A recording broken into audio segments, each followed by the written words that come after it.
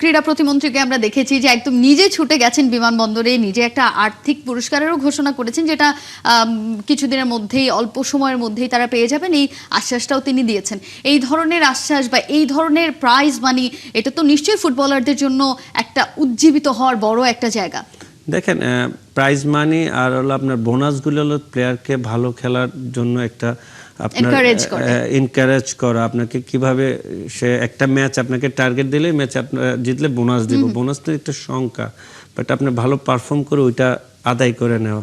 আমি মনে করি এই ধরনের বোনাসের সঙ্গে সঙ্গে ক্রীড়ামন্ত্রী আমাদের আমিনুল ভাইয়ের উচিত, কারণ উনি 2003-তে সাফ ফুটবল এভাবে চ্যাম্পিয়ন হয়েছে, 2010-এ নিজের নেতৃত্বে ফাইনাল আমরা 4-0-তে জিতেছি। ওই টিমে আমি 11 মেম্বার ছিলাম। আমি মনে করি যে উনি ভালো জানবে, উনি ভালো বুঝবে, কারণ কিভাবে আমরা একটা চ্যাম্পিয়নশিপের পর হারিয়ে যাই।